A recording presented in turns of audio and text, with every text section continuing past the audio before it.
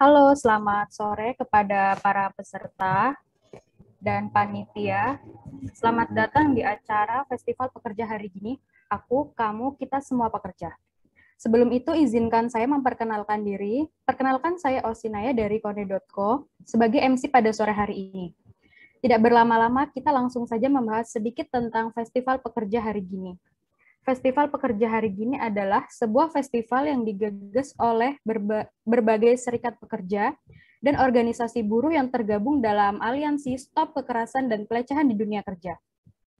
Festival ini digagas untuk mempertemukan para pekerja dari beragam sektor di Indonesia dan akan mengupas persoalan yang dialami pekerja hari ini atau apa saja yang menimpa para pekerja di hari ini.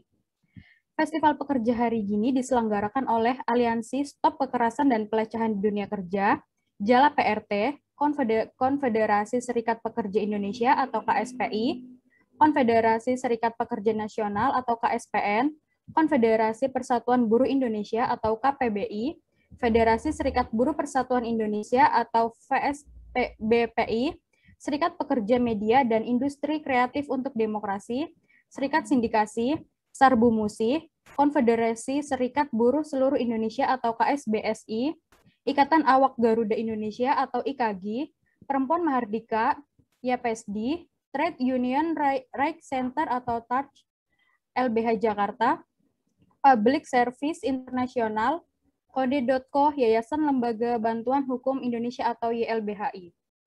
Festival ini diadakan selama 4 hari dari tanggal 28 April sampai 1 Mei 2021 yang diisi dengan seminar, diskusi, panggung, dan orasi buruh, serta kolase foto di Hari Buruh 1 Mei atau May Day. Dan sebelum memulai acara, berikut kami bacakan tata tertib bagi peserta dalam festival ini. Demi kenyamanan dan keamanan kita bersama, karena kita memperjuangkan stop kekerasan dan pelecehan di dunia kerja, berikut adalah tata tertib yang harus dipatuhi seluruh peserta selama mengikuti acara Festival Pekerja.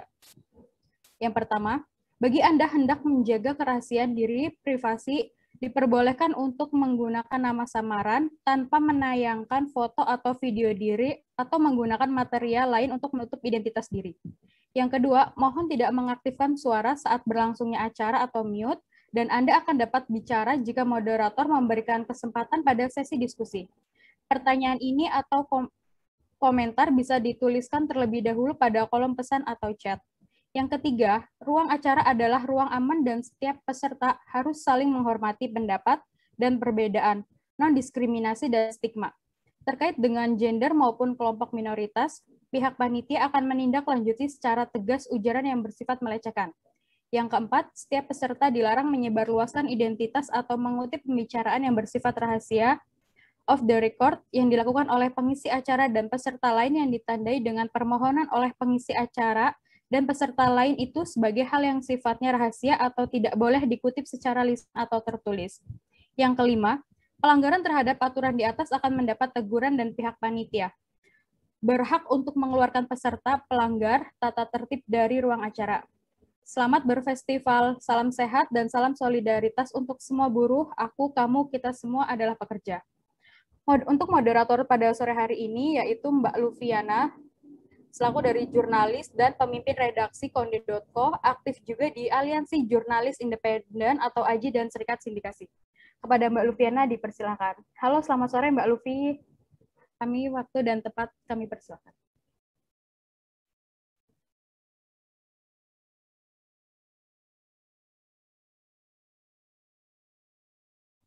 Halo Mbak Lufi. Oke, selamat siang kawan-kawan semua. Maaf, suaraku kedengeran nggak? Karena ini internetnya agak ini. Semoga kedengeran ya. Maaf, kedengeran ya suaranya ya? Kedengaran Mbak. Halo? Ya. Halo? Kedengeran? Kedengeran. Oke, maaf. Teman-teman, kedengeran? Oke, iya, kedengeran ya? Oke. Terima kasih, saya nggak pakai ini aja karena internetnya lagi jelek kayaknya. Teman-teman selamat siang semua, selamat siang, selamat sore ya waktu Indonesia Barat, waktu Indonesia Tengah, waktu Indonesia Timur. Acara ini juga bisa disaksikan di ini YouTube LBH Yayasan LBH Indonesia. Nah, pekerja dalam bayang-bayang panggung adalah salah satu judul yang kita ambil dalam mengurai persoalan sejumlah pekerja di Indonesia. gitu. Jadi tentu saja ini bukan sekedar judul, tapi memang ada banyak problem yang dialami pekerja yang biasa ada di depan atau di panggung. Ini bisa terjadi pada artis, presenter, pramugari, model, pragawati, SPG, pramuniaga toko, dan lain-lain, atau pekerja yang ada di depan layar. Saya pernah bekerja di televisi, sepertinya enak bekerja di TV gitu, padahal ada banyak sekali presenter, reporter,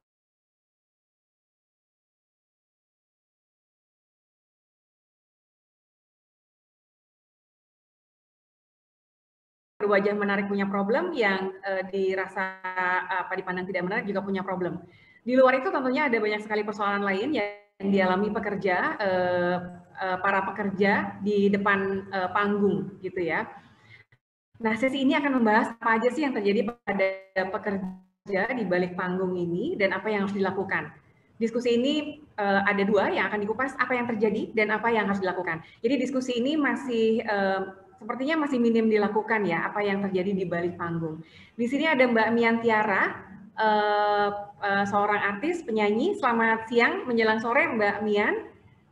Oke. Selamat sore. Mbak Jacqueline, iya. Selamat sore Mbak Jacqueline Tuana Kota atau Mbak Jeki, pramugari Garuda.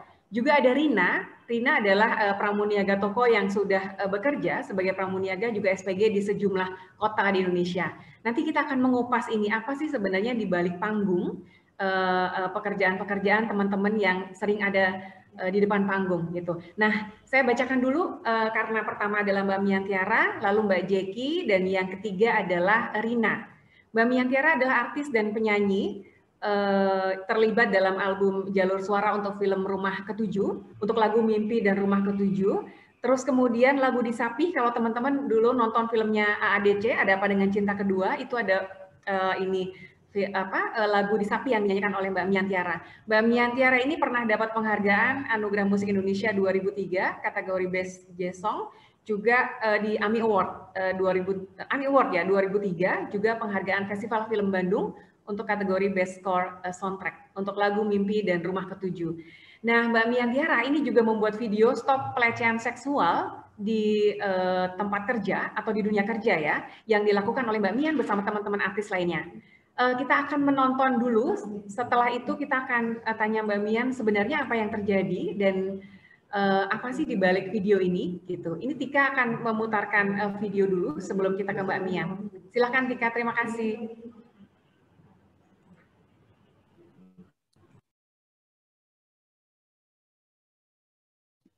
Hostnya boleh aku dikasih ini biar bisa share screen. Oke, Akar, mungkin Tika bisa dijadikan co-host. Atau sambil menunggu, saya tanya ke Mbak Mian dulu. Mbak Mian, sebenarnya apa yang terjadi? Apakah benar gitu? Karena dulu saya pernah bekerja di TV, jadi orang tuh ngeliat, aduh di bekerja di TV enak banget gitu. Padahal perjuangannya keras di balik panggung itu gitu. Mbak Mian bisa cerita dulu? Ini udah siap, ada Mbak, mau dipasang dulu aja atau Oke, kita putar ini dulu ya Mbak Mian. Ya. Oke. Ada 3 hal yang katanya paling perjalanan seorang aktor: kerja keras, kesempatan, dan keberuntungan. Hari ini gue punya 3-tiganya. Ini sinyal mana ya? Yang sama Om agak susah dekatnya nih. Oh si Om, jago dia mah. Punya senior, beruntung kamu film pertama udah bisa 1 frame sendiri. Oke, pemain masuk set. Kita break makan siang ya teman-teman. Jadi ini rasanya beruntung ya. Keberuntungan yang katanya bikin hati penuh, puas. Aduh, kamu mainnya bagus sekali sayang. Kok gue malah ngerasa dingin? Jijik, marah, bingung, malu. Makan Om. Tapi gue gak bisa diam aja. Gue harus bersuara. Kamu kenapa? Tadi aku dipegang-pegang. Masa sih? Gak sengaja kali. Kok dia gak percaya sih? Dunia film tuh emang keras. Baik, harus infeksi. Kamu tuh bilang gak usah cari masalah ya doang. Lagi chemistry kan? Jelas, siapa tahu kita dapat lain. Pada saat kita bekerja sama, semua orang bisa jadi korban atau pelaku karena ada ketimpangan relasi kuasa. Tapi mungkin juga karena belum semua orang paham apa itu pelecehan seksual. Ini harus berubah. Kita semua berhak bekerja dengan aman dan diperlakukan sebagai manusia yang setara. Caranya, adanya pasal pelecehan dan bullying di dalam kontrak, mengedukasi seluruh tim tentang definisi pelecehan seksual dan bullying. Produser menyediakan hotline pengaduan untuk siapapun yang melihat atau mengalaminya. Tanpa pandang bulu, semua juga harus siap bertanggung jawab atas tindakan masing-masing. Maka, penandatanganan fakta integritas akan menciptakan lingkungan kerja yang nyaman dan bebas dari kekerasan. Korban berhak untuk didengar, baik di industri perfilman atau di industri lainnya. Yuk, kita sama-sama berpihak pada korban dan bantu mereka bangkit dari kemiskinan.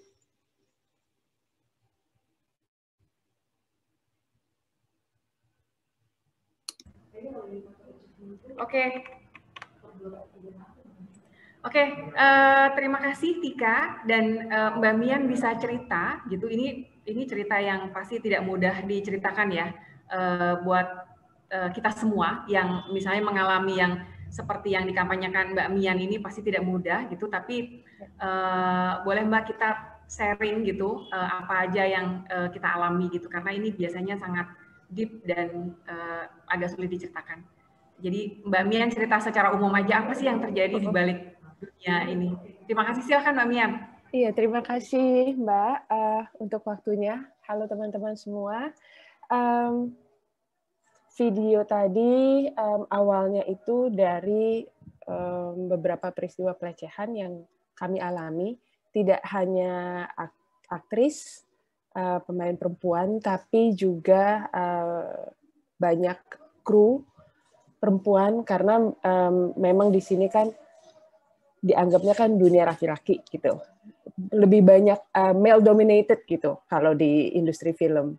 Jadi banyak sekali perlakuan-perlakuan yang bisa objectifying perempuan dan bisa juga pelecehan yang terjadi gitu.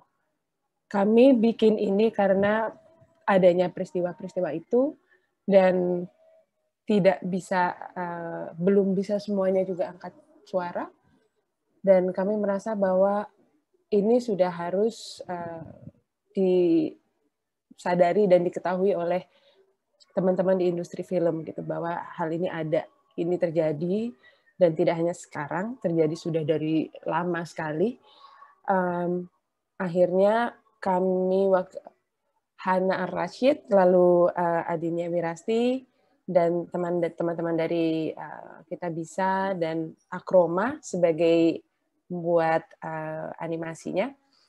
Kami ngobrol, kami cerita, dan kami membuat satu video itu, dan kami juga menggalang kampanye Kawan Puan, jadi itu satu gerakan yang membantu, satu kampanye yang membantu teman-teman penyintas, dan kami bertiga ini sebenarnya juga sudah lama resah gitu, dan ingin berbuat sesuatu untuk bisa mengubah industri ini menjadi lebih baik.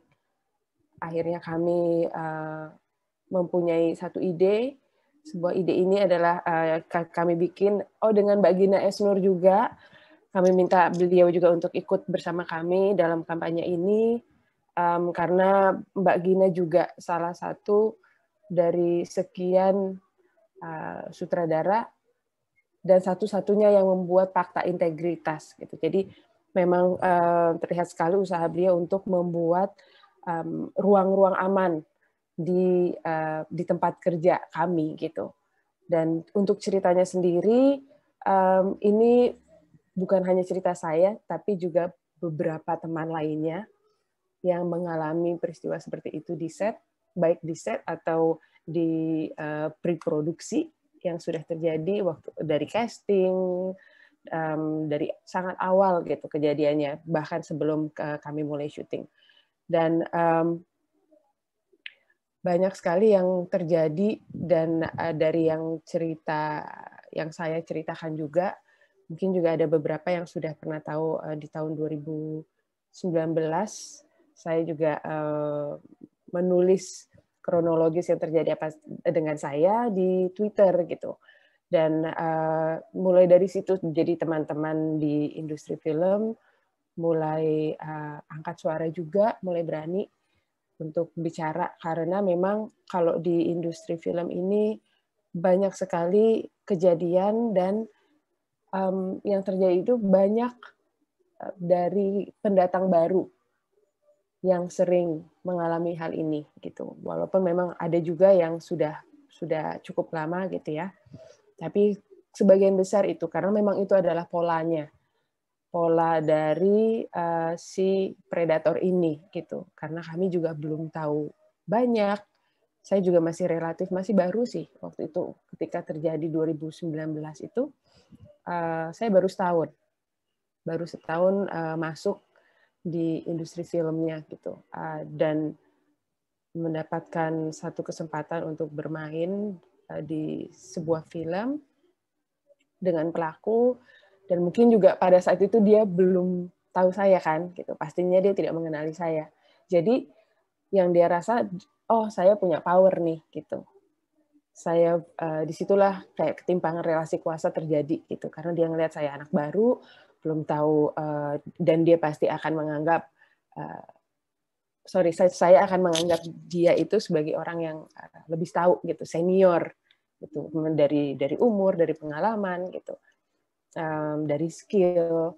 Jadi itu yang dipakai oleh dia gitu, yang disalahgunakan, dan itu pada saat itu pun juga bukan sebetulnya tidak hanya saya yang mengalami gitu, ada satu teman lagi gitu, tapi dia memilih untuk tidak bercerita secara publik, tapi dia menceritakan juga kisahnya ke saya gitu.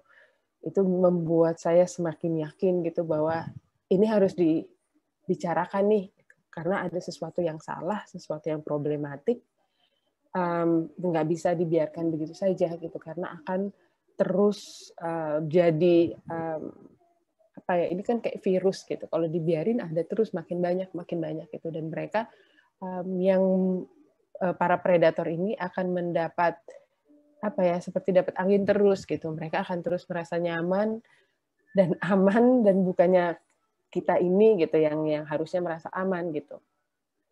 Jadi itu sebetulnya yang mendasari kenapa adanya video animasi tadi gitu, dan kami juga ingin menggandeng teman-teman yang ada di industri film khususnya dan juga teman-teman di industri lain bahwa kita bisa nih, yuk kita sama-sama gitu. Mungkin ini satu perjuangan yang panjang, tapi kalau kita semua bergerak menuju satu tujuan ini gitu, saya yakin pasti ada yang bisa kita ubah gitu. Bukan satu hal yang besar, tapi kita pelan-pelan terus gitu, kita jaga terus gitu apinya.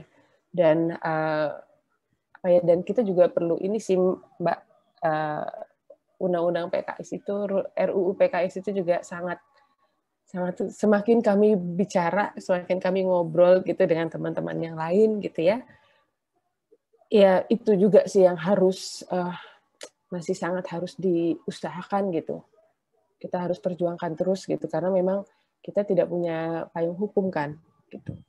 Karena saya juga beberapa kali share cerita, atau ada teman-teman penyintas juga yang bercerita kepada saya gitu, reach out, dan memang untuk hukumnya itu belum bisa menolong banyak, itu tidak menguntungkan sebetulnya bagi penyintas. Jadi untuk fight dengan cara yang lain nih gitu, kita mungkin belum bisa menuntut atau membawa mereka, para pelaku ini, ke ranah hukum, belum bisa menjerat hukum gitu mereka dengan hukum, tapi kita support dan terus mendorong untuk bisa melakukan jenis kegiatan yang lain gitu. Kita juga bisa fight di tempat-tempat lain juga, seperti dengan ikut bicara di sini, di forum ini gitu. Jadi terima kasih banyak juga ya Mbak sudah diajak gitu, punya kesempatan juga untuk berbagi ini. Banyak sebetulnya yang bisa kita lakukan gitu. Karena kalau nggak begitu, kita juga akan stuck di satu tempat, nggak jalan gitu, nggak bisa jalan. Dan dari sana kami juga, dari video itu kami rilis 30 Maret, bertepatan dengan Hari Film Indonesia. Lalu kami mengadakan meeting bersama, kayak apa ya istilahnya, kami kumpul dengan teman-teman melalui Zoom juga yang ada di Magna Talks. Itu kami juga bicara khusus tentang video itu, mengundang beberapa sutradara dan ada produser, pegiat film kami undang juga di sana, ada 10 orang yang ikut di acara round table tersebut.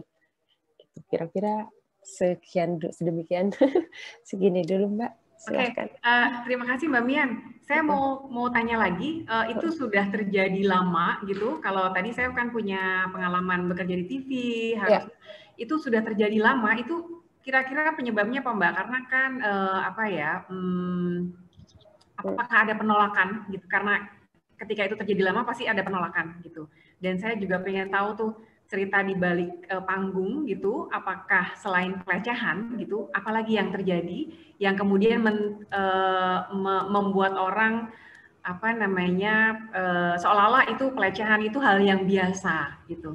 Apa sih yang terjadi Mbak di dunia artis gitu secara umum? Silakan Mbak Mian. Ya, thank you. Budaya bullying juga sangat ini sih. Kalau ya kan, karena mereka anggapannya kan ini male dominated field gitu. Jadi dari cara mereka bercanda itu pun juga sex jokes, dan mungkin tidak semuanya juga yang berniat seperti itu gitu. Karena memang belum banyak yang paham gitu bahwa apa itu consent, apa itu sex jokes, apa itu pelecehan, apa yang termasuk di dalam lingkup spektrum pelecehan itu apa saja gitu. Dari yang paling saya nggak mau bilang paling ringan ya, karena semua kejadian itu tuh juga bisa jadi traumatis gitu. Jadi dari yang fisik sampai yang dari yang verbal sampai yang fisik gitu. Dengan levelnya masing-masing itu banyak sekali terjadi, dan sudah begitu lama terjadi karena dianggap normal gitu. Jadi dianggap itu biasa gitu. Pembiaran itu sih sebetulnya yang akhirnya bikin jadi salah gitu. Dianggap normal, biasa aja. Kalau misalnya body shaming atau apa, atau bikin sex jokes atau mengomentari seseorang, menggoda apa yang lain-lain, itu juga dianggap biasa sih gitu, cuman bercanda gitu. Dan kalau ada yang bereaksi atau memberikan respon yang lebih gitu, itu bisa dianggap lebay gitu. Makanya benar-benar kami rangkum juga tuh di video itu, karena kami ingin mendapat gambaran bahwa hal ini tuh dinormalisasi gitu. Jadi itu yang membuat pelaku juga bebas aja, dan kami yang para penyintas ini yang menjadi korban takut untuk bersuara, karena ya itulah tadi, kami baru memulai, kami juga masih clueless, belum tahu bagaimana cara bekerjanya nih di industri ini gitu. Lalu takut bila melapor atau memberikan reaksi yang keras terhadap pelaku, kami akan di-debt gitu istilahnya, jadi nggak bisa dapat kerjaan gitu, dianggap ribet. Itu sih Mbak yang bikin belum bisa bicara. Ketika membuat kampanye, Makasih Mbak Mian. Ketika membuat kampanye ini ada perlawanan nggak Mbak? Perlawanan, pertentangan gitu dari lingkungan? Ya. Yang so far, insya Allah sampai hari ini sih enggak ya. Maksudnya mudah-mudahan juga semuanya bisa akhirnya menerima gitu. Karena yang kami lihat, ada sih beberapa lah, kalau misalnya waktu itu kami juga sempat giat-giatnya kami pantau semuanya gitu. Ada lah yang trolls gitu yang memberikan komentar-komentar yang nggak ada isinya gitu. Tapi saya rasa itu juga sangat bisa terjadi ya kalau kita lempar satu informasi ke publik gitu, mereka bisa merespon dengan apapun yang mereka mau gitu. Jadi ada sih, tapi hanya sedikit gitu. Dan bukan kayaknya juga cuman netizen yang kurang kerjaan atau apa gitu. Jadi ya, tapi so far alhamdulillah nih positif ininya feedbacknya. Oke Mbak Mian, makasih. Nanti saya akan tanya yang lain, tapi saya ke Mbak Jeki dulu. Mbak Jeki adalah, ini saya bacakan ini CV-nya ya. Mbak Jeki itu Ketua Badan Pengawas di Ikatan Awak Kabin Garuda Indonesia.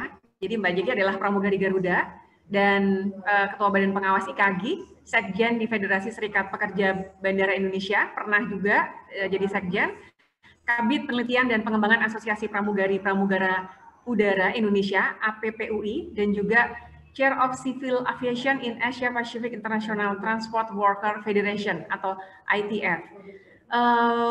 Selain di pramugari, Mbak Jeki aktif di organisasi-organisasi dan memperjuangkan awak-awak Garuda ya, pekerja-pekerja lainnya. Nah, yang ingin saya tanyakan Mbak, orang itu kan melihat pramugari itu enak gitu ya Mbak ya, bisa terbang kemana-mana gitu, terus senang bertemu orang baru gitu. Tapi kita tidak pernah tahu apa yang terjadi di balik panggung gitu, dan apa saja yang diperjuangkan. Saya pernah membaca beberapa kasus yang terjadi pada pramugari gitu, misalnya kalau udah kalau udah agak tua gitu, dia sudah tidak dipekerjakan lagi gitu misalnya, kasus-kasus seperti itu ada gitu.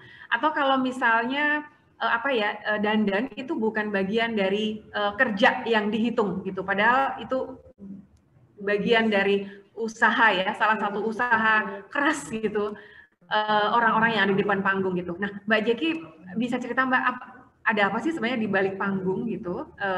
Benarkah kejadian seperti ini ada gitu? Silakan Mbak Jeki. Terima kasih Mbak Lufi, terima kasih teman-teman sekalian yang mengikuti acara Festival Pekerja hari ini. Pada kesempatan ini saya ingin sharing sedikit ya, seperti yang tadi sudah dilakukan oleh Mbak Mian, bahwa sebetulnya kalau bicara tentang pramugari, kita bicara dari dasarnya dulu ya, bahwa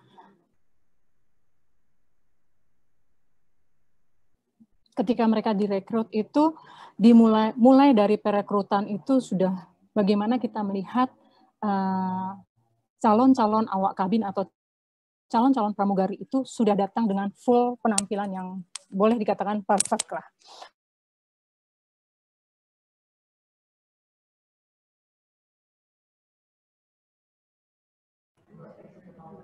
Mbak Jeki suaranya putus-putus ya?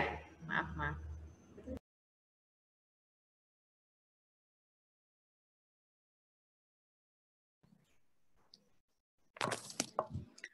Halo? Iya Mbak, sekarang udah bagus. Ya. Oh ya, boleh dikatakan mereka dari awal perekrutan pun mereka sudah berpenampilan sangat perfect lah katakanlah ya, dengan baju yang bagus, make up. Kemudian di pendidikan, di pusat pendidikan itu memang diajarkan bagaimana pramugari harus mempunyai penampilan yang bagus, harus bisa menjaga make up, kemudian menjaga penampilan, kemudian menjaga berat badan. Ada ketentuan-ketentuannya, BMI-nya ditentukan oleh perusahaan, kemudian bagaimana pramugari itu harus bisa belajar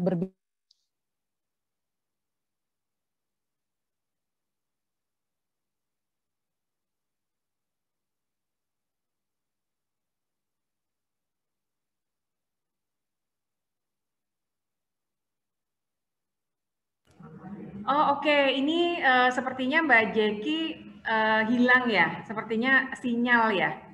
Oke, tadi Mbak Jeki cerita bahwa mungkin, ini dia. Mbak Jeki muncul lagi. Silakan Mbak diteruskan. Tadi sempat keluar. Iya, nggak tahu ini mungkin internetnya ya Mbak.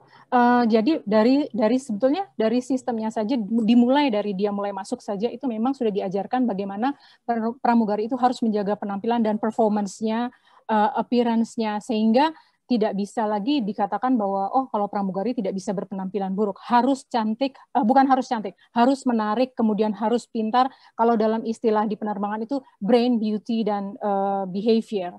Jadi pramugari memang harus mempunyai aturan seperti itu standarnya.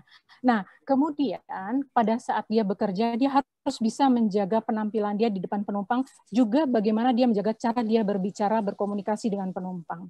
Kami tidak mungkin berbicara dengan penumpang seperti kami bicara dengan ketika kami tidak terbang. Karena ada bahasa-bahasa yang memang diatur bagaimana menawarkan makanan, minuman yang sopan, bukan seperti menawarkan seperti biasa pada umumnya orang bicara. Nah, lama-kelamaan publik akan melihat bahwa oh pramugari itu kan kerjanya enak, dia naik pesawat, kemudian tidur di hotel mewah, semuanya serba wah. Banyak yang bilang bahwa gajinya besar, uang terbangnya besar, sehingga enak deh profesi pramugari. Bahkan sampai saat ini kalau kita melihat ada beberapa komunitas-komunitas yang memang mereka mengelola untuk mengajak generasi muda Indonesia itu untuk mencintai atau mulai menekuni profesi sebagai pramugari atau melamar jadi pramugari. Tetapi di balik semua itu, Mbak Lufi, kalau kita mau melihat, memang setelah di usia, kita harus jujur ya, bahwa ini ditentukan juga dengan pasar domestik, di mana penumpang, saya harus katakan ini secara jujur, bahwa banyak sekali publik atau penumpang yang melihat kalau pramugari di satu maskapai dengan pramugarinya yang bisa sampai berusia lebih dari 50 tahun. Mereka bahkan mengeluarkan kalimat-kalimat yang sangat tidak, menurut saya tidak sopan ya. Bahkan mereka mengatakan, oh kalau naik pesawat ini kita tidak ketemu dengan pramugari, tapi kita ketemu dengan tantenya pramugari. Bahkan itu sudah ada di publik dikatakan seperti itu. Oh kalau kita naik pesawat si A, kita tidak akan melihat di kelas tertentu, kita akan melihat yang ini badannya bagus, kalau yang di sini sudah ada kerutan-kerutan di wajahnya. Publik sudah mengeluarkan statement seperti itu, dan itu memang ada di beberapa penumpang yang untuk mereka seperti tadi ya Mbak Mian bilang, buat mereka mungkin itu bercanda, tapi kan sebetulnya itu mereka sudah tidak menyadari bahwa sebetulnya ketika pramugari, siapapun dia, pramugari, artis, ataupun seorang dokter, ilmuwan, ketika dia di atas usia yang memang sudah di atas 40, 50, kita tidak bisa memungkiri bahwa memang itulah usia kita dan kita harus menerima itu. Nah, ketika dikaitkan dengan profesi pramugari dan dikatakan bahwa pramugari itu kan harus wah terus, harus cantik terus, harus fresh terus, itu kan sama saja kita tidak sadar bahwa sebetulnya kita itu akan tua juga gitu loh. Nah, apakah pramugari bisa kerja sampai usia tua? Kalau ada beberapa perusahaan penerbangan, baik itu di luar negeri maupun penerbangan nasional, mereka masih menerima pramugari di usia di atas 50 tahun. Ada juga beberapa perusahaan penerbangan yang tidak mau menerima di atas 40 tahun atau 46 tahun. Nah, hal-hal seperti ini yang akhirnya kita harus lihat menjadi problem bagi para pekerja udara, notabene pramugari khususnya, yang sekarang menghadapi pandangan orang ketika pramugari itu adalah seseorang yang harus berusia 36 tahun sampai 46 tahun supaya kelihatan lebih fresh. Padahal kan sebenarnya tidak seperti itu. Lalu bagaimana ketika kita melihat apakah dia bisa bekerja sampai di atas usia 46? Kalau di luar negeri ya, apakah di Indonesia ada? Di perusahaan tertentu ada, masih mempekerjakan sampai di atas usia 50 tahun. Lalu apakah ketika dia berusia 50 tahun, apakah dia bisa bekerja secara prima? Tentu saja bisa, karena setiap tahun pramugari itu ada ujian fisiknya, ujian kesehatannya, kemudian ujian untuk menjamin bahwa dia secara flight safety, keselamatan penerbangan, dia lulus seleksi. Setiap tahun itu kami diuji. Sehingga kalau kriteria pramugari harus cantik, harus berbadan bagus, dan harus tampil wah, menurut saya itu adalah pemikiran yang sedikit keliru ya, karena kita tidak sebaiknya mempunyai stigma bahwa pramugari itu harus wah, harus cantik, harus langsing gitu. Karena kita tidak bisa menolak ketika di usia tertentu, memang usia pramugari di usia 46 tahun lah katakan, itu memang semua orang, bukan hanya pramugari, akan masuk pada metabolismenya berubah, bentuk tubuhnya berubah, berat badannya juga akan berubah. Itu Mbak Lufi.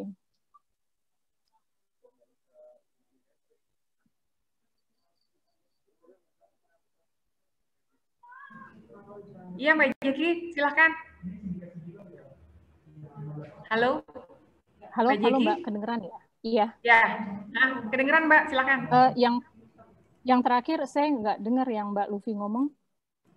Sorry Mbak. Enggak, silahkan Mbak. Oke. Nah, itu yang akhirnya menjadi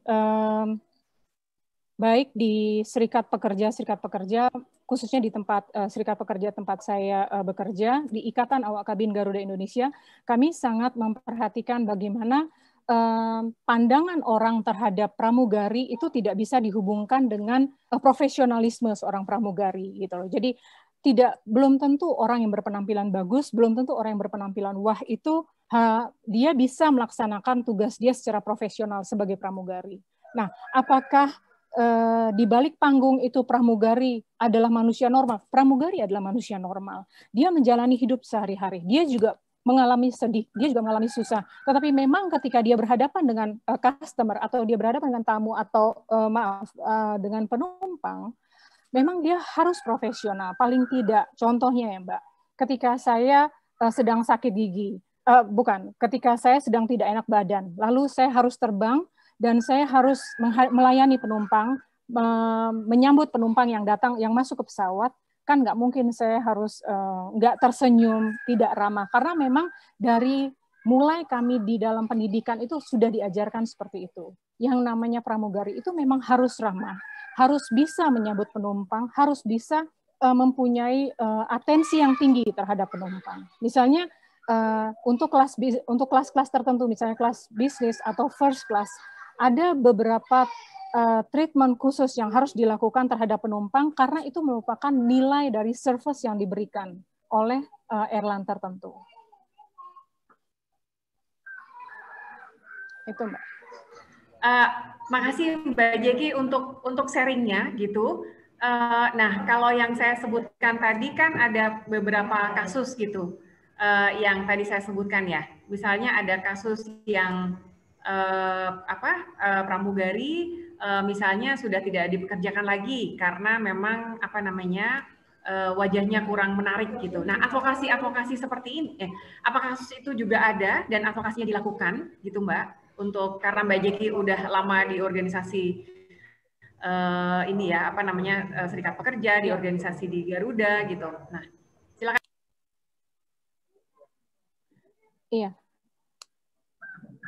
Iya Mbak,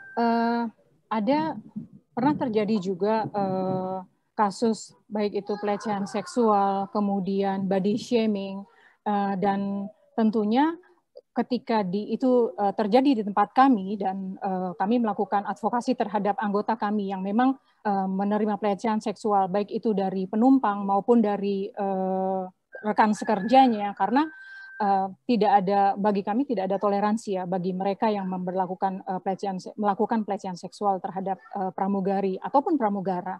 Nah, hal-hal seperti ini harus diketahui oleh publik bahwa kita tidak boleh diam dengan kondisi seperti ini. Dan untuk serikat pekerja harus mengadvokasi itu, dan ada 2 kasus yang sudah kami bantu untuk pramugari-pramugari yang menerima pelecehan seksual ini.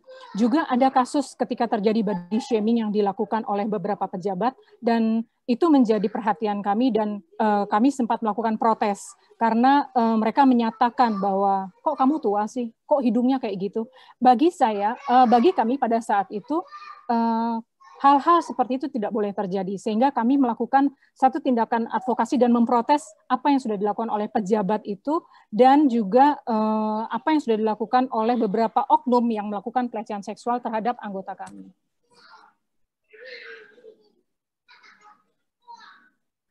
Terima kasih Mbak Jeki. Iya, di dunia di televisi juga seperti itu ya. Kadang-kadang misalnya ada syarat menjadi jurnalis televisi gitu. Itu kadang harus wajah menarik gitu. Ya kan, wajah menarik, terus apa? Sehat jasmani dan rohani gitu. Itu artinya yang teman-teman yang disable tidak bisa masuk kan, dianggap tidak sehat jasmani dan rohani gitu. Terus dianggap tidak menarik gitu, atau laki-laki dan perempuan gitu. Jadi di luar itu tidak bisa. Jadi kadang-kadang persyaratan itu menjadi sesuatu yang orang tidak bisa masuk gitu. Jadi orang menjadi dibatasi untuk masuk, bukan karena kompetensi, tapi karena tidak memenuhi persyaratan itu. Itu juga terjadi Mbak gitu di misalnya di beberapa tempat lain, tapi memang yang background-nya adalah dia di depan panggung gitu. Makasih Mbak Jeki untuk sharingnya. Nanti akan saya tanya beberapa hal, tapi kita ke Rina dulu. Nah, Rina dan Mbak Jeki adalah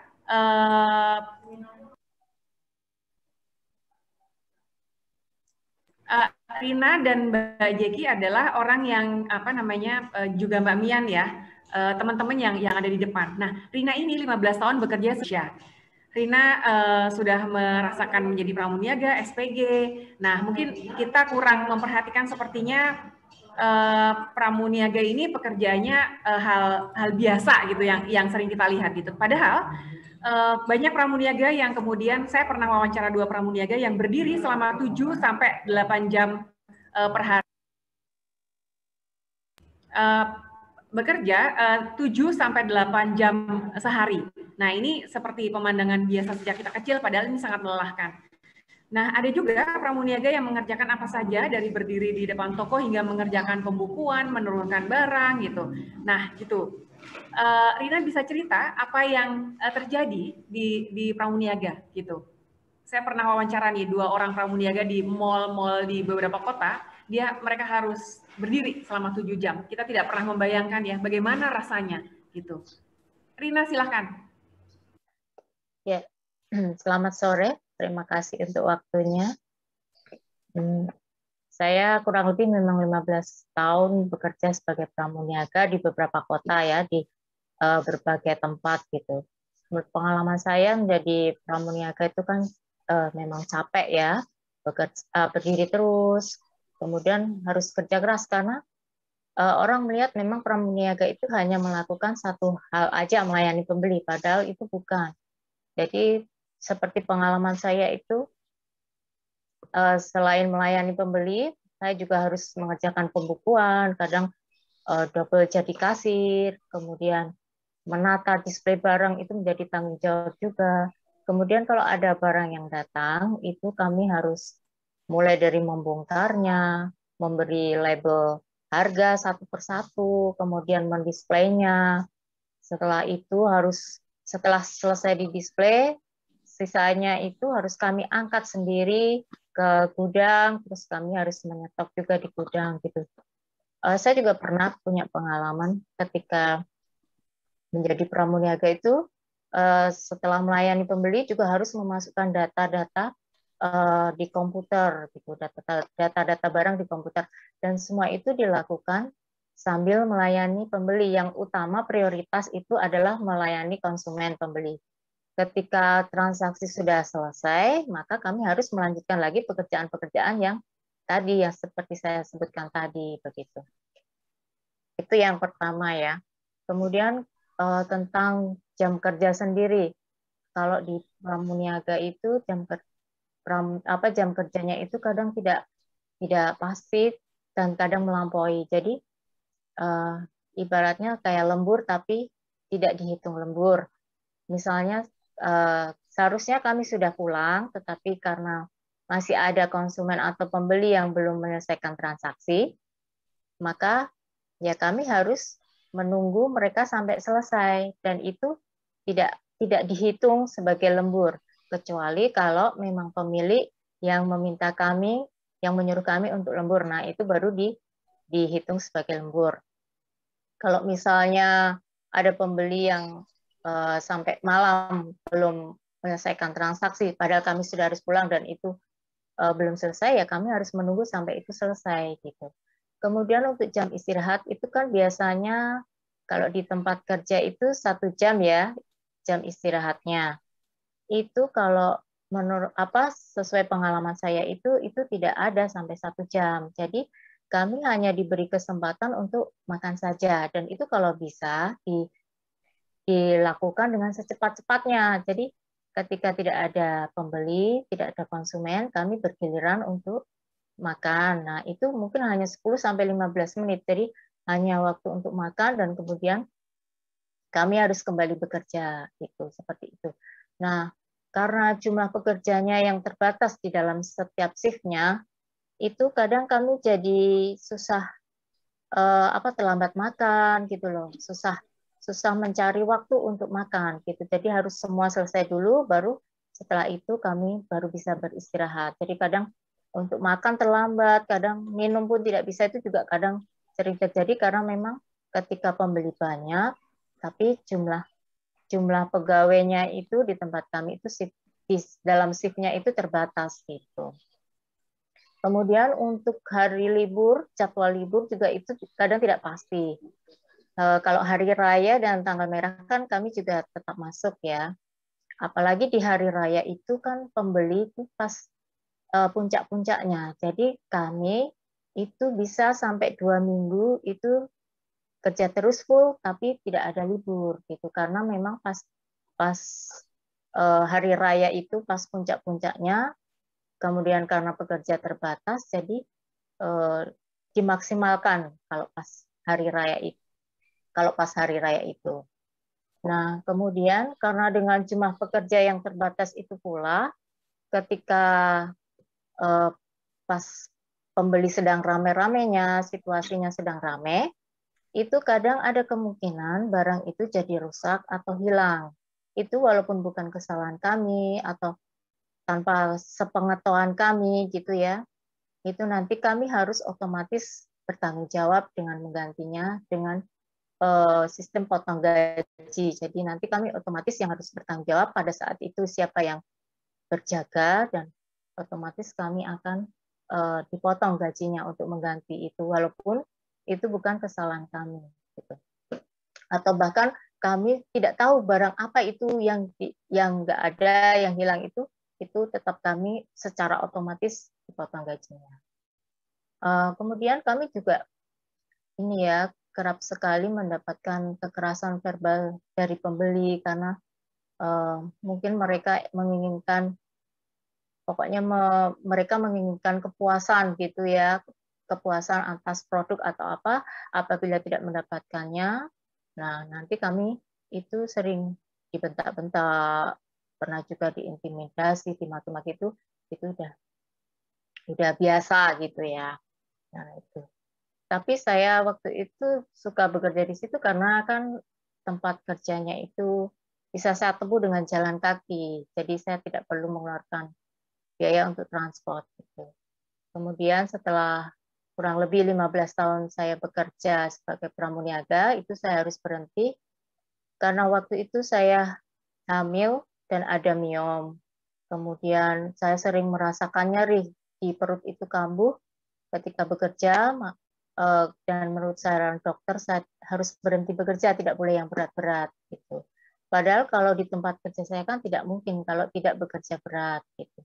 Makanya kemudian saya memutuskan untuk berhenti karena waktu itu juga menjelang hari raya, jadi saya membayangkan kalau pasti suasananya pasti akan sangat rame-ramenya dan saya tidak mungkin mendapatkan prioritas untuk tidak bekerja yang berat gitu. Akhirnya saya memutuskan diri untuk keluar dari pekerjaan saya. Terima kasih. Oke, terima kasih Rina untuk sharingnya. Ini saya senang sekali nih ada Rina yang bisa sharing seperti ini gitu karena ini berharga banget.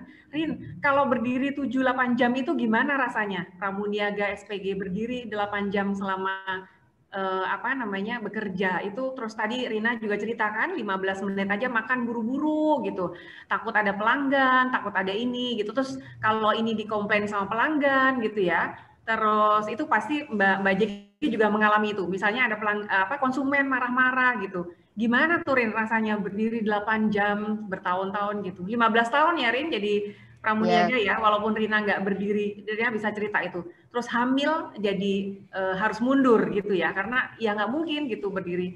Bisa cerita Rina atau teman-temannya Rina. Gitu Rin, silakan Rin. Iya, iya Mbak, makasih. Ya pasti capek ya Mbak ya, berdiri terus 7-8 jam. Itu apalagi dari cerita teman saya ya, itu mereka harus pakai high heels. Kalau saya kan masih enggak ya gitu. Jadi mereka selama 7-8 jam berdiri dan itu pakai high heels gitu. Itu aduh, selalu yang kalau pulang kerja itu yang sakit itu kakinya pasti gitu. Yang rasa sakit iya.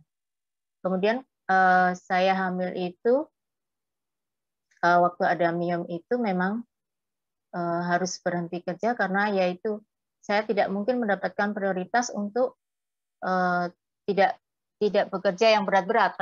Padahal kan kalau sebagai pramuniaga ya itu tadi harus siap sedia itu selain melayani pembeli juga harus angkat-angkat barang juga kalau dibutuhkan gitu. Jadi karena kondisi MIOM saya yang waktu itu dokter juga bilang dengan ukuran seperti itu saya tidak boleh bekerja yang berat, ya sudah akhirnya saya memutuskan untuk berhenti bekerja. Oke Rin, satu lagi, pernah mengalami pelecehan nggak dari konsumen atau pelanggan atau pembeli gitu Rin? Kalau seperti Mbak Mian bilang tadi ya, saya nggak tahu ini apakah pelecehan atau tidak gitu ya. Tapi kalau menurut saya itu saya sudah nggak nyaman juga gitu. Itu ada beberapa kali pembeli yang menanyakan misalnya statusnya apakah sudah menikah atau belum, seperti itu. Jadi seperti mengarah-arah mengajak berkenalan itu, maksud saya itu tidak membuat saya tidak nyaman, tidak suka karena itu kan tidak berhubungan dengan apa yang mau dia beli gitu. Dan itu saya merasa tidak suka seperti itu. Itu menurut saya itu pelecehan kalau untuk saya sendiri gitu kan. Kalau untuk teman saya sendiri saya pernah melihat juga ada beberapa konsumen yang kurang sopan gitu ya. Memang konsumen itu tuh seorang pelanggan, jadi sering mengambil barang dalam jumlah yang besar. Jadi dia mempunyai relasi yang mungkin udah dekat dengan pemilik, jadi dia suka mengakrabkan gitu ya, mungkin menurut dia itu dengan memegang-memegang pundak teman saya gitu. Tapi kalau dengan saya tidak, karena waktu itu saya masih pegawai baru waktu itu. Tapi saya melihatnya saya tidak suka dan saya menasihati teman saya gitu. Maksudnya kalau misalkan orang itu datang, mending kita agak jaga jarak walaupun dia itu pelanggan, mungkin kita agak segan dengan dia, tapi menurut saya itu terlalu berlebihan cara dia memperlakukan kami gitu. Seperti itu, Mbak. Oke, terima kasih Rin. Mbak Jeki pernah mengalami itu, Mbak? Ketika ketemu konsumen ya, penumpang. Silakan Mbak Jeki. Kalau penumpang komplain itu kan itu berhubungan dengan servis yang diberikan oleh perusahaan ya, Mbak ya. Kemudian sering ya marah karena delay penerbangannya atau bahkan tidak tersedianya makanan yang dia minta. Misalnya penumpang dia nggak makan daging, dia seorang vegetarian, lalu dia makanannya tidak ada, dia marah. Kemudian apakah ada penumpang yang melakukan pelecehan? Ada peristiwa yang terjadi juga terhadap anggota kami yang pada saat itu, saya lupa penerbangannya kemana, dan itu terjadi dan itu langsung ditindak oleh supervisornya, karena memang pada saat itu female flight, semuanya terbang pada waktu itu pramugari semuanya. Dan yang mengalami saat itu teman saya, penumpang itu memang berkata yang tidak sopan, kemudian sikapnya juga tidak sopan, sehingga memang itu adalah pelecehan. Dan itu memang terjadi, dan saat itu juga saat itu baik supervisornya maupun kaptennya melakukan satu tindakan peneguran keras memang, lalu dilaporkan. Yang kedua adalah penumpang yang berkata kasar karena menganggap gini, sudah beli tiket itu berarti sudah bisa beli semuanya gitu. Beranggapan bahwa apa yang dia beli itu mencakup kesemuanya. Dia bisa berbuat apa saja terhadap pekerja ini gitu, termasuk pada pramugari. Soal delay oke, penumpang boleh marah, kecewa boleh. Soal makanan yang tidak tersedia oke, itu masih bisa ditoleransi lah. Tapi ketika dia sudah lupa bahwa dia berbicara dengan manusia dan yang punya perasaan juga ya, dan itu terjadi, saya juga pernah mengalami hanya karena tidak tersedianya koran yang dia inginkan, karena habis diminta oleh penumpang yang lain, saya berusaha untuk menjelaskan dan penumpang itu berkata kasar. Itu pernah terjadi pada saya dan sekali lagi saya tidak mungkin membalas kasar, Mbak, karena memang kami itu dididik untuk ketika penumpang marah, kami harus diam, mendengarkan dulu. Setelah itu kami mencoba untuk menjelaskan secara asertif, secara baik ya. Tapi memang mungkin pada saat itu penumpangnya lagi bad mood atau apa, dia tetap marah bahkan menghina saya secara fisik gitu loh. Karena kulit saya gelap, kemudian ya dia melontarkan kalimat yang tidak sopan. Sehingga supervisor saya melihat dan menegur penumpang tersebut gitu loh. Itu pada saat dia mau turun ya dari pesawat.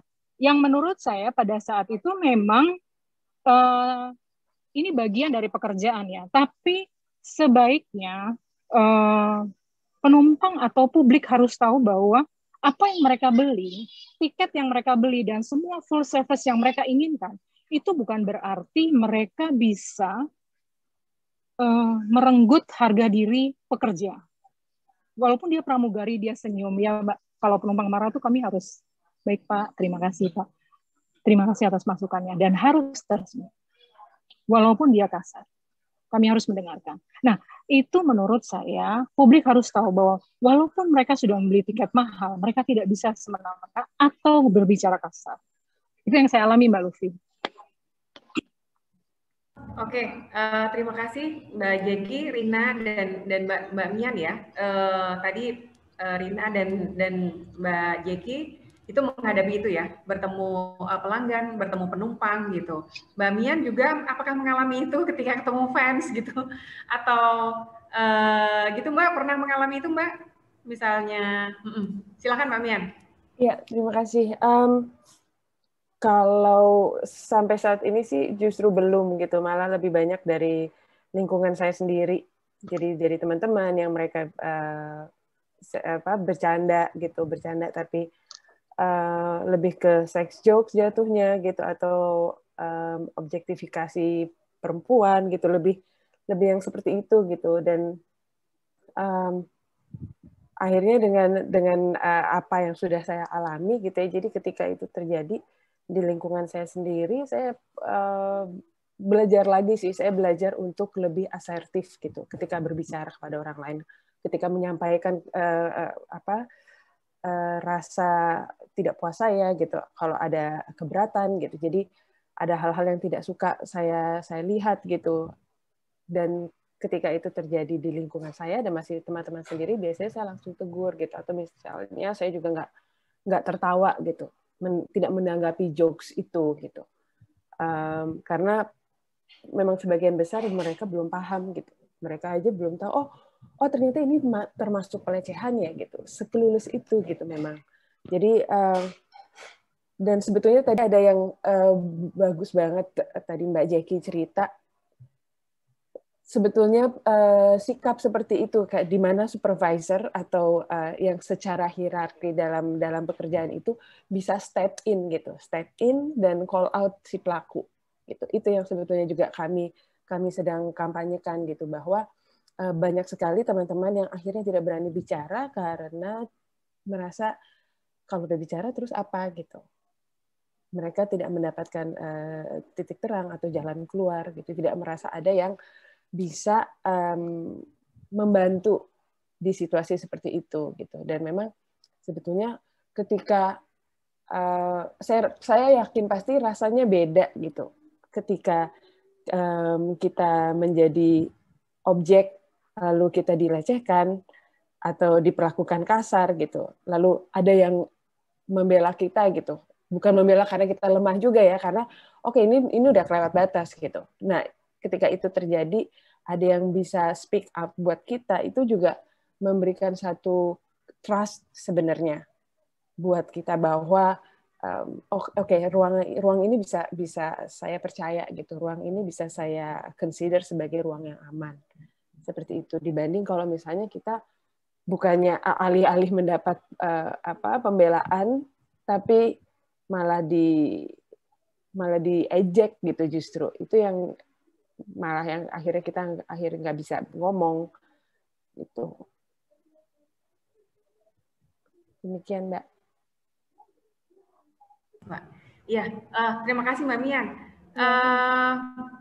Ini sharing yang sangat berharga ya, Mbak Mian, Mbak Jeki, Rina, terima kasih. Dan ini saya buka untuk pertanyaan atau tanya jawab ke teman-teman. Ini juga bisa selain di webinar ini juga bisa melalui YouTube Yayasan Lembaga Bantuan Yayasan LBH Indonesia.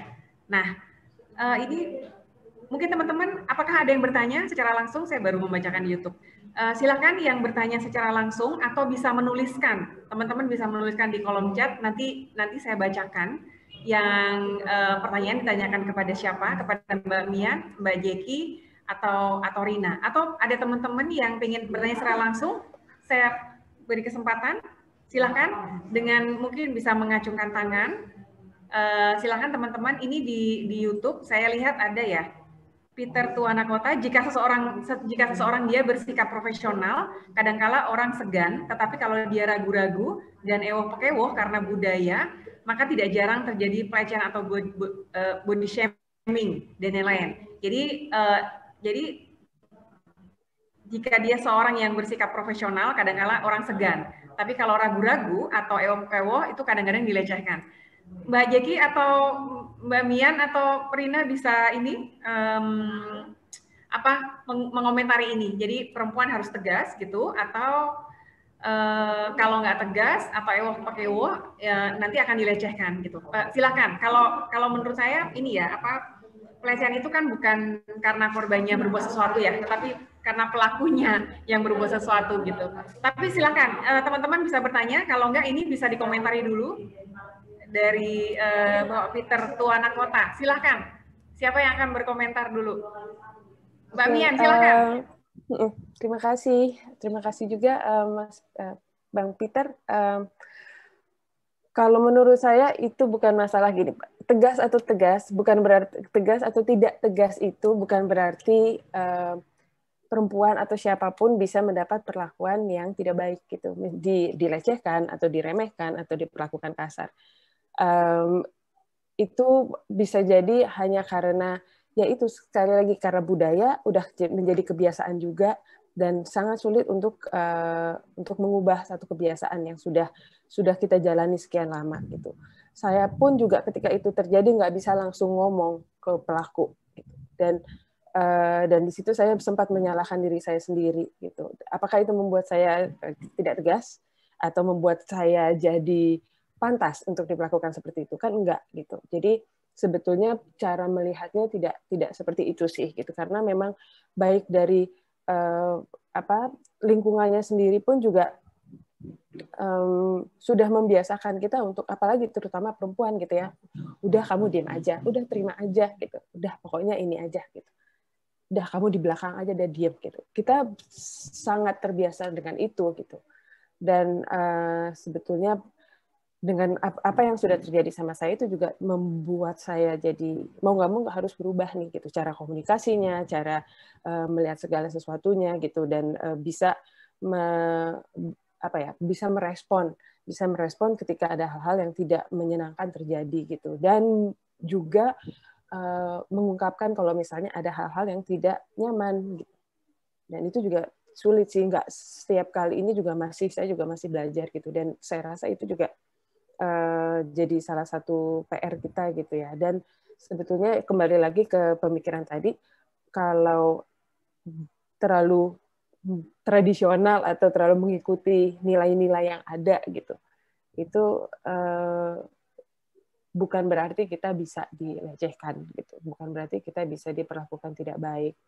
Itu masalah apa ya, kita juga sama-sama memberdayakan diri kita untuk bisa lebih paham lagi gitu. Thank you. Silakan. Oke, makasih Mbak Mian. Ya. Rina sudah tadi sudah mengutarakan sebenarnya ya bahwa kalau ada yang dilecehkan gitu atau terjadi sesuatu dengan teman pekerjanya, Rina kasih tahu ya, kamu nggak boleh gitu, kamu harus apa Rin yang bisa dilakukan dalam kondisi itu, gitu Rin? Apakah langsung menolak gitu, ataukah gimana?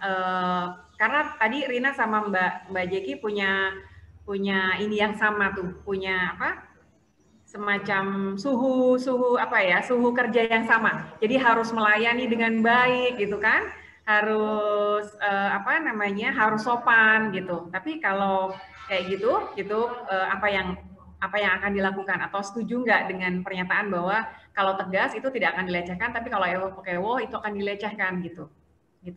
Silakan Mbak Jeki atau Rina. Kalau saya agak kurang setuju, Pak Peter, maaf ya. Kalau saya yang melecehkan itu yang bermasalah, bukan yang dilecehkan gitu. Oke, Mbak Jeki atau Rina? Mbak Jeki, ya, silakan Mbak. Mungkin saya tanggapi dulu ya Mbak. Mungkin begini ya. Ketika kita bicara dia bisa tegas atau dia ewo-pekewo, itu kan kita mulai membuat pembedaan ya, bahwa si A bisa tegas, si B bisa tegas. Ada juga kok kalau kita mau bilang perempuan yang ewo-pekewo itu akan dilecehkan. Saya pikir itu pemikiran yang salah ya, karena begini. Apakah ketika terbang ke suatu, misalnya ya kami pramugari terbang ke suatu pulau yang tidak mengenal budaya ewo-pekewo, saya langsung sebut saja ke Indonesia Timur, apakah pelecehan itu tidak terjadi? Itu yang pertama. Yang kedua, ketika terbang dengan pramugari yang mungkin ada sungkanisme, malu, ewo-pekewo, ketika si pramugari itu berkepribadian pemalu atau sungkan, apakah dia harus dilecehkan? Itu yang kedua. Yang ketiga sekarang, yang terakhir adalah apakah nilai dari sebuah pelecehan yang terjadi itu harus menilai dari si subjeknya? Maksud saya si pramugarinya, ini saya bicara karena saya pramugari. Apakah harus dinilai dari situ? Mari kita melihat apa sebetulnya pelecehan seksual itu. Apakah pelecehan seksual itu hanya dari perilaku saja? Verbal juga bisa terjadi loh. Itu yang terjadi dengan teman-teman saya ketika terjadi di penerbangan, lalu itu ditindak lanjut langsung saat itu dengan supervisornya, oleh kaptennya, langsung penumpang itu tegur, bahkan sempat diproses di kantor Garuda di suatu kota tertentu. Nah, sehingga mungkin pola pikir kita harus kita rubah ya. Sebenarnya kita harus paham dulu sebetulnya apa sih tindakan pelecehan seksual itu. Lalu ketika pelecehan seksual itu terjadi, itu tidak serta-merta karena si orang yang dilecehkan itu tidak bisa berbuat apa-apa. Justru ketika dia tidak mampu berbuat apa-apa, apakah harus dilecehkan? Itu pertanyaan penting ya. Dan itu menurut saya ini bagus dibuka ke publik, bahwa publik harus tahu dulu, publik Indonesia harus tahu dulu, apa sih sebetulnya pelecehan seksual itu. Dan apakah orang membuat pelecehan seksual itu harus milih dia ewo-pekewo atau dia tegas? Saya pikir itu harus kita gali lagi ya lebih dalam. Itu sih Mbak tanggapan saya. Terima kasih. Oke, terima kasih Mbak Jeki dan Mbak Mian. Rina bisa menambahkan, Rin, apa yang dilakukan gitu ketika Rina, tadi Rina sebenarnya udah cerita ya, misalnya kan ini kalau yang itulah bekerja di depan panggung itu memang ininya terlalu banyak gitu ya, pelecehannya pasti banyak karena dilihat orang kan, dia ada di depan gitu, dia langsung bertemu dengan orang-orang atau publik secara langsung. Rina bisa cerita sedikit, silakan Rin. Ya, pertama terima kasih Mbak Lufi. Pertama saya setuju dengan Mbak Lufi yang bermasalah itu pelakunya ya. Kadang karena kita berjalan biasa, memakai baju biasa, itu pun kadang ada yang misalnya sweet itu kan juga sudah pelecehan ya. Kadang kan kita nggak ngapa-ngapain tuh, hanya berdiri atau sedang berjalan. Padahal kita ibaratnya tidak mengundang atau gimana, itu kan. Jadi memang yang bermasalah pelakunya. Tindakan kita tegas atau itu mungkin setelah kita mendapatkan perilaku seperti itu. Ketika dalam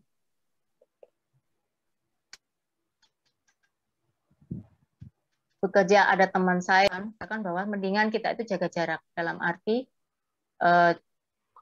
memang dalam arti benar menjaga jarak, kemudian hanya membatasi interaksi atau pembicaraan itu hanya karena ini orangnya itu mau membeli ya hanya seputar barang atau produk yang mau dibeli gitu saja. Jadi minimalisir orang itu bertindak yang terlalu jauh gitu. Kayak gitu Mbak Lucy. Oke, terima kasih Mbak. Terima kasih Rina, Mbak Jacqueline dan Mbak Mian. Ini ada yang masuk ke WhatsApp saya. Ada yang tanya, Mbak Jacqueline, gimana kalau pelecehan itu? Kalau tadi Mbak Jacqueline kan cerita, kalau terjadi sesuatu itu langsung ditindak gitu ya. Dan Mbak Mian Tiara setuju gitu. Nah, itu kalau terjadi di pas terbang gimana Mbak? Apa yang terjadi gitu? Misalnya pelakunya ini membuat heboh, dia melecehkan, terus ketika ditangani dia membuat heboh gitu, gimana itu kayak gitu bisa terjadi diselesaikan dengan cepat gitu? Silakan Mbak Jacqueline. Iya, kalau di penerbangan itu Mbak ada beberapa aturan yang memang harus dilakukan oleh awak kabin atau pramugari ketika penumpang mulai bertindak yang tidak baik. Kami menamakan itu sebagai disruptive passenger, sudah bertindak yang tidak baik. Biasanya kami selalu memberikan verbal warning pertama. Lalu semua satu set kru dikasih tahu bahwa misalnya nih ya, penumpang nomor 34 Charlie, 34C melakukan tindakan yang tidak baik. Entah itu dia berteriak, kan ada ya, ketika penerbangan keluar kami menyajikan minuman alkohol, lalu penumpangnya mungkin dia pusing atau dia jadi ngomong ngawur gitu ya, hampir mau mabuk, jadi dia bertindak yang tidak baik. Kami memberikan surat peringatan pertama, yang kedua kemudian kaptennya dikasih tahu. Setelah itu ada tindakan tegas dari kami yang harus kami lakukan terhadap penumpang tersebut. Nah, memang prakteknya ya yang sudah terjadi ketika dikasih verbal warning pertama itu dia kayak udah mulai kaget gitu. Nah, kalau saat dia mulai misalnya udah mulai mabok atau dia memang tidak peduli, dia mulai ngomong kacau, itu mungkin kami semua sudah bersiap siaga. Kalau dia bertindak tidak baik, atau mungkin dia akan memberontak atau melakukan satu tindakan yang kasar gitu ya. Nah, kalau seandainya itu yang sudah pernah terjadi ketika penumpang mulai mabok dan ngawur, itu memang ketika mendapat peringatan kedua, dia mulai menyadari, minta maaf, lalu tidur. Itu kalau penumpang asing ya. Tapi kalau untuk penumpang-penumpang yang pernah terjadi pelecehan seksual itu yang barusan saya bilang terjadi satu kota tertentu, itu penerbangan domestik, si pramugari melapor ke supervisornya, supervisor melapor ke kapten, lalu kapten langsung ngontak ke, itu di atas ya Mbak, pada saat sedang melayani ya, sedang serving makanan itu justru. Kaptennya lapor, dikontak ke darat, lalu pada saat buka pintu, AFSEC, Aviation Security, keamanan penerbangan itu petugasnya sudah datang. Lalu penumpang itu akan diamankan, lalu akan semacam diinvestigasi lah seperti itu. Langsung ditindak Mbak saat itu. Nah, tetapi untuk supaya petugas darat bertindak, itu harus ada kooperasi dari pramugari, supervisor, dan kaptennya sendiri. Ini yang tadi saya bilang, tidak boleh diam. Jadi kalau penumpang itu mengucapkan sesuatu yang misalnya bahasanya jorok atau mulai menyinggung sensualitas yang memang tidak senonoh, itu jangan diam, langsung laporkan saja. Lalu akan ditindak. Nah, si supervisor itu juga tidak akan diam karena memang di pelatihan kami, itu kami selalu supervisor harus bertanggung jawab pada satu tim. Sehingga dia tidak boleh diam dan dia melaporkan pada kapten yang bertanggung jawab dalam penerbangan itu. Itu yang prakteknya yang sudah terjadi seperti itu, sehingga penumpangnya diproses lalu diinvestigasi di kota tersebut, Mbak. Itu sih, Mbak. Oke, terima kasih Mbak Jeki. Saya mau nanya ke Mbak Jeki sama Rina nih. Pernah nggak mengalami rasa takut ketika akan melaporkan sesuatu gitu? Misalnya kan ada penumpang yang bentak-bentak gitu. Terus kan itu memang harus dilaporkan dan diselesaikan gitu. Pernah nggak ada ketakutan, wah jangan-jangan kalau aku ngelaporin penumpang atau pembeli ini aku jangan-jangan dipecat ya, kayak gitu. Nah, ketakutan itu karena apa? Saya bisa cerita ya. Ini ada riset Aliansi Jurnalis Independen, riset AJI itu yang riset AJI Jakarta itu di tahun 2020, akhir 2020 itu risetnya mengatakan bahwa pelecehan yang banyak dilakukan pelaku pelecehan terhadap wartawan perempuan itu adalah narasumber, kayak gitu. Jadi narasumber adalah pelaku pelecehan terhadap wartawan perempuan. Nah, ada ketakutan-ketakutan ketika misalnya melawan gitu, narasumber bisa menggunakan kekuasaannya ya, gitu. Atau dia bisa melaporkan ke kantornya, atau ketakutan kantornya tidak mendukung gitu ya, kayak gitu. Nah, pernah nggak mengalami ini? Ketakutan untuk melapor atau ketakutan bukan pelecehan mungkin, tapi misalnya dibentak-bentak konsumen, dibentak-bentak pelanggan, justru malah disalahin ya. Mungkin kamu yang kurang ramah kali, mungkin kamu yang salah, mungkin kamu yang kayak gitu. Pernah nggak terjadi? Mbak Jeki atau Rina? Bisa cerita? Oh ya, makasih Mbak Lufi. Saya juga pernah punya pengalaman itu dibentak-bentak pembeli ya. Memang waktu itu sebenarnya saya sebenarnya tidak berhubungan langsung dengan konsumen itu. Jadi ketika konsumen itu pertama kali datang, itu tidak dengan saya. Kemudian dia merasa kurang puas dengan produk yang dibeli. Sebenarnya sudah ada penjelasan bahwa produk itu tidak ada garansi. Dan itu dengan sadar, maksudnya dengan sadar barang-barang itu akan dibeli sesuai dengan pilihan dari para pembeli sendiri. Jadi mereka dengan sadar tahu bahwa konsekuensi bahwa barang ini tidak ada garansinya.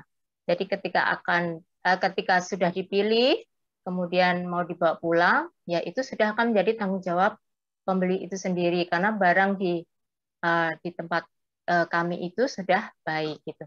Nah, pembeli itu merasa tidak puas, barangnya rusak, tapi rusaknya itu sudah dia beli, posisi sudah ada di rumah, sudah dia gunakan, kemudian rusak. Nah, kemudian dia beberapa kali datang untuk komplain. Nah, tapi tidak mendapatkan jawaban yang memuaskan. Kemudian ketika ketiga kalinya dia bertemu dengan saya, mungkin dia sudah dalam puncak-puncaknya marah ya, karena tidak mendapatkan apa yang dia inginkan.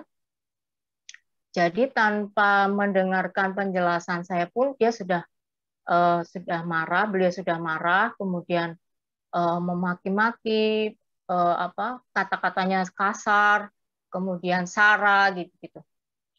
Kalau dalam hal itu ya seperti Mbak Jacqueline itu, kita kan memang tugasnya melayani pembeli dengan sebaik-baiknya. Jadi ketika pembeli marah pun ya walaupun dalam hati ini ya kita juga dongkol gitu, ya kita harus bisa menahan sekuat-kuatnya karena posisi yang dihadapi itu adalah orang yang marah. Jadi apapun yang akan kita sampaikan, kemungkinan besar dia tidak akan bisa menerima gitu kan.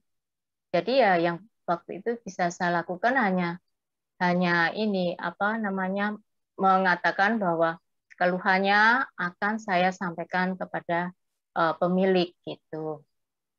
Walaupun itu tetap tidak memuaskan dia dan semakin membuat marah ya, tapi seperti itu yang harus dilakukan adalah berusaha kita memberikan ini ya, tetap bicara yang baik, yang sabar gitu. Karena kan juga nanti kalau misal beliau semakin tersinggung, nanti malah jadinya marahnya ke kita pribadi gitu. Itu Mbak Lufi. Oke, terima kasih Rina. Mbak Jeki ingin menambahkan Mbak? Iya Mbak, ada juga sih beberapa teman-teman yang cerita bahwa ketika dia marah penumpang, kemudian penumpang itu kasar, dia juga mikir ya udah deh, nggak masalah deh, ini resikonya kerjaan. Tapi ada yang berpikir seperti itu Mbak. Jadi nggak usah deh diperpanjang lagi. Kemudian ada yang dia ngadu, justru ketika dia ngadu, baik itu supervisor atau oknum dari manajemen mengatakan bahwa sudahlah, yang kayak begini nggak usah baperan banget sih loh. Itu ada beberapa teman-teman yang mengalami hal seperti itu. Ada bahkan yang dia menegur penumpang yang memakai handphone, padahal itu dalam dunia keselamatan penerbangan, penumpang disarankan, bahasanya masih sopan ya, disarankan, padahal seharusnya dilarang menggunakan telepon ya. Pada saat pesawat sudah mulai, pintu sudah ditutup, pesawat sudah jalan, itu kan sebaiknya tidak menggunakan telepon. Kata-kata yang kami gunakan pun, Bapak silakan dimatikan teleponnya, Bapak silakan diputar ke arah flight mode, Bapak silakan, masih ada kata silakan. Nah, ketika penumpang mengabaikan, kami mengatakan, Bapak kita sudah mau berangkat, teleponnya silakan dimatikan. Itu pun ketika penumpang komplain karena pramugarinya dianggap ngomongnya kok keras, kasar gitu ya. Padahal masih menggunakan kata silakan. Itu pun ketika itu didiskusikan atau dibicarakan dengan pihak yang lebih berwenang ya, dalam hal ini manajemen, ada beberapa orang yang oke, penumpang itu tidak boleh seperti itu. Bahkan kita akan di backup. Ada juga beberapa oknum, tapi ini sudah lama terjadi ya, Mbak. Bahkan mengatakan sudahlah, yang kayak gitu nggak usah nggak usah baperan. Padahal kan itu tindakan yang salah. Nah, ini diharapkan tidak boleh terjadi ketika memang pramugari itu melaksanakan tugas yang harus dia lakukan. Dia harus menjaga stabilitas, keselamatan dan keamanan dalam penerbangan. Tetapi ketika dia mulai menegur penumpang karena penumpang menggunakan telepon, itu harusnya di backup gitu. Harusnya pramugari itu tidak langsung ditegur atau dikatakan kamu kurang asertif kali, kamu kurang sopan kali ngomongnya. Nah, itu sebaiknya tidak seperti itu. Dan bahkan itu ada. Itu pernah terjadi gitu loh. Tapi yang sudah-sudah sih ketika teman-teman ditegur atau dimarah, teman-teman tidak diam. Mungkin untuk yang 2 tahun atau 3 tahun telah berjalan ini ya, Mbak, belakangan ini ya, justru teman-teman pramugari itu mereka lebih berani untuk berbicara karena mengacu pada pengalaman-pengalaman yang sebelumnya, ketika mereka diam saja malah penumpang seenaknya akhirnya dilecehkan kan. Ketika diam akhirnya nangis, sampai nangis di toilet. Mungkin mereka mulai menyadari ya bahwa saya pramugari, saya ini tuan rumah, saya harus bersikap gitu loh. Dan itu selalu kami sebagai serikat pekerja selalu mensosialisasikan ke teman-teman bahwa jangan diam. Ketika kamu harus berbicara, kamu harus berbicara. Cuma karena memang kami itu sudah dilatih untuk berbicara yang asertif, yang sopan, menegurnya tuh ya yang elegan tapi tegas. Itu memang selalu begitu, Mbak. Jadi pramugari itu memang selalu diajarkan seperti itu. Menegur penumpang, berbicara ke penumpang, itu harus dengan bahasa yang asertif, elegan, tapi tegas.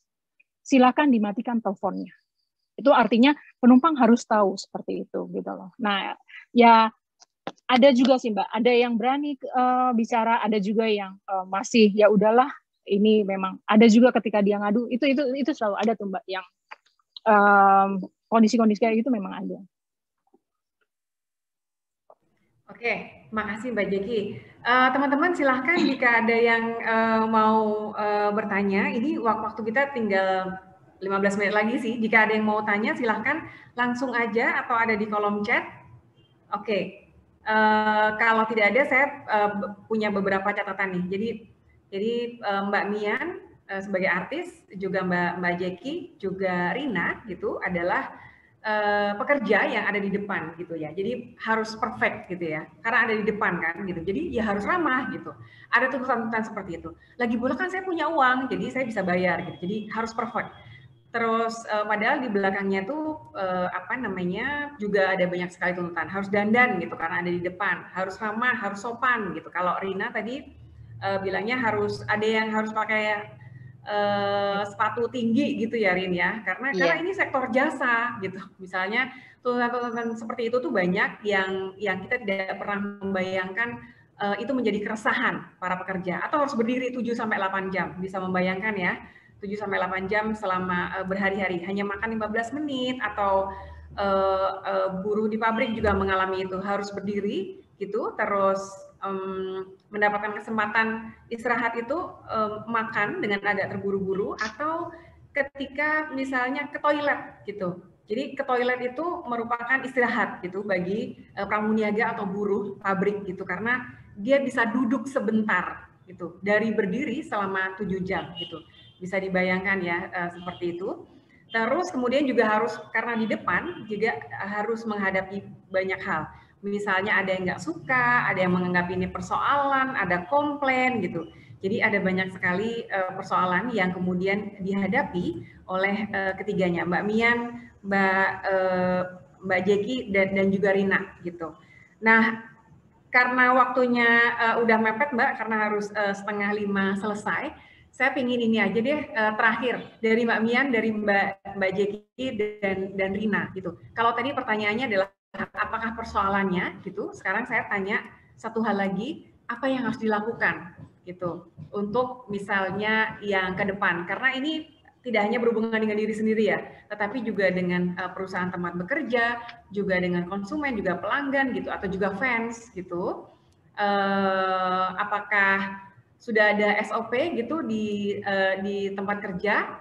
Itu saya pikir agak jarang.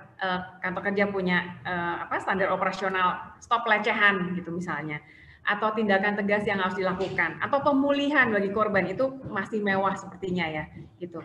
Kecuali RUPKS sudah disahkan, itu baru ada gitu. Nah, ini karena waktu terakhir saya minta kurang lebih 1-2 menit aja pada Mbak Mian, pada Mbak Jeki dan Rina gitu, tentang keresahan-keresahan selama ini, dan apa ya yang bisa dilakukan bersama, atau apa yang dilakukan dari lingkungan di sekitar Mbak Mian, Mbak Jeki, atau Rina, atau mau keluh kesah kepada pelanggan, atau mau keluh kesah kepada orang yang, atau Rina mau sharing soal stop berdiri Pramudiaga, stop berdiri 7-8 jam gitu. Kalau gitu terus gitu, bagaimana orang bisa hamil gitu, bisa bisa sehat gitu kalau berdiri 7-8 jam terus.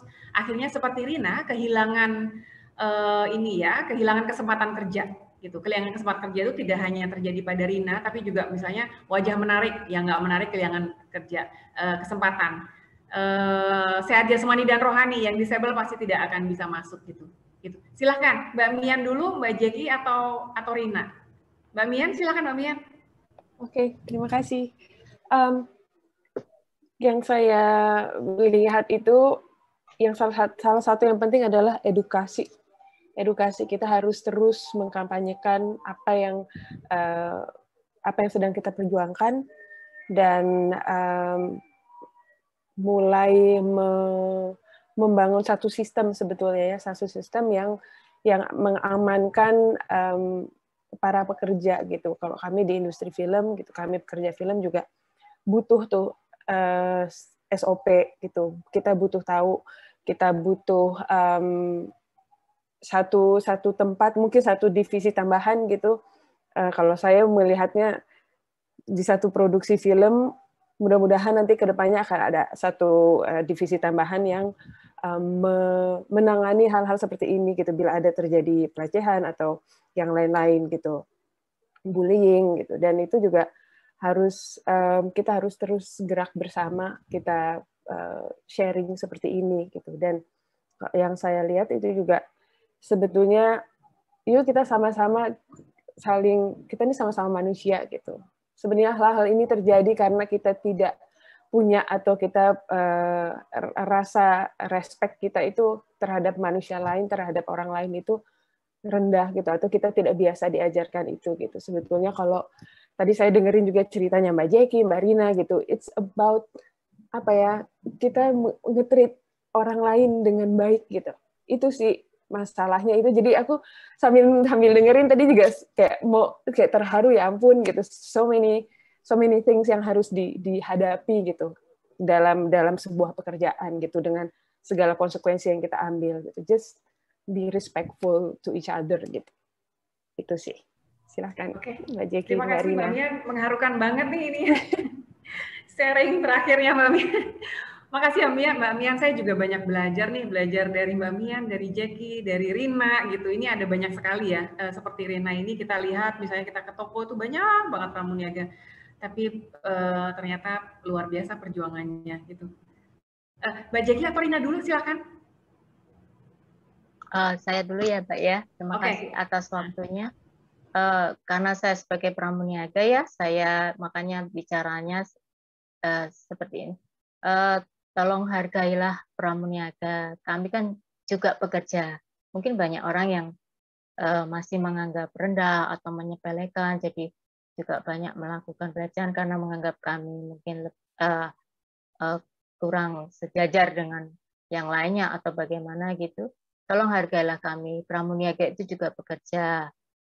Kami juga ini loh, tidak hanya harus mempunyai satu kemampuan, tapi banyak kemampuan, karena selain sebagai karena pramuniaga itu selain hanya melayani pembeli, tidak hanya melayani pembeli, tapi kami harus juga mempunyai kemampuan yang lain ya.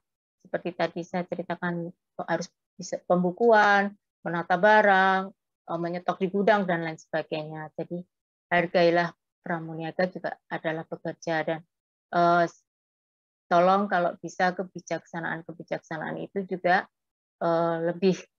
lebih memanusiawikan kami dan lebih lebih meringankan, seperti dengan berdiri 7 sampai 8 jam itu sangat melelahkan ya, maksudnya terlalu berat gitu, apalagi itu dilakukan tiap hari gitu. Apabila ada kebijaksanaan baru yang lebih meringankan, itu tentu sangat membahagiakan gitu. Itu aja Mbak. Terima kasih. Terima kasih Rin. Ini Rina juga mengharukan. Jadi terharu aku gitu. Itulah sebabnya kita bertemu ya. Jadi aku, kamu, kita semua pekerja karena kita biar merasakan apa yang kita rasakan setiap hari. Kira-kira gitu ya Rin. Oke. Terima kasih Rina untuk sharingnya. Mbak Jeki terakhir nih Mbak. Silakan Mbak.